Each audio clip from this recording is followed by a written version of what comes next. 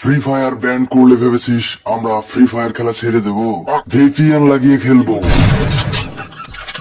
Free fire লাভার VPN লাগিয়ে খেলবো সালা।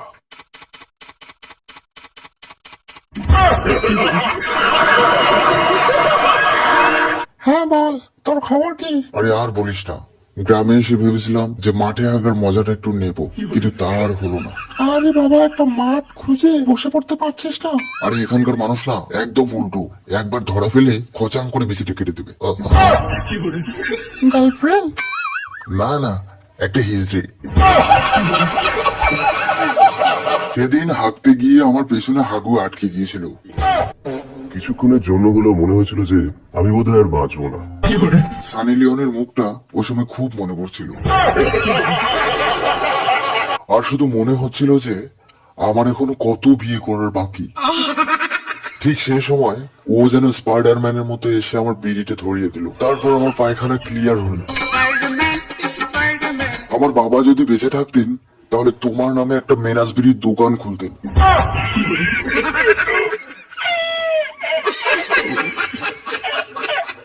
এ কোথায় এসে পড়লাম রে বাবা? এই গ্রামে একটাও বিড়ির দোকান নেই, কেউ একটা বিড়িও শেয়ার করছে না। বিড়ি না খেলে আমার হাগু একদম পাথরের মতো শক্ত হয়। উফ। অভি, এই অভি, হাত তো দে। Sorry sorry. অভি, এই অভি, কি হলো কি? মালকুড়ি বেরোচ্ছে না, একটা বিড়ি চাই। কি করবো? কানের ধারে বকিস না, এক্ষুনি গুছুড়ে মারবো।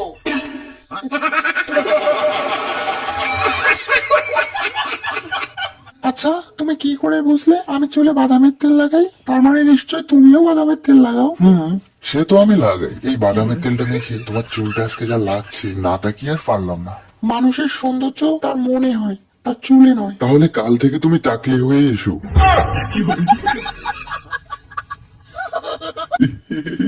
কাঁচা বাদাম বিক্রি করো সর্দার, এর বাদামের অনেক চাহিদা। সব হিরো হিরোইনরা এর কাছে বাদাম নিতে আসে। তোর বাদামের এত চাহিদা আছে নাকি? যদি তোর বয়ফ্রেন্ডের জীবন বাঁচাতে চাস তাহলে আমাকেও তোর বাদামটা খাওয়া একটু। না বসন্তী, ওকে বাদাম খেতে দিবি না, তোর বাদাম শুধু আমি খাবো। এই মার বিচিতে গুলি।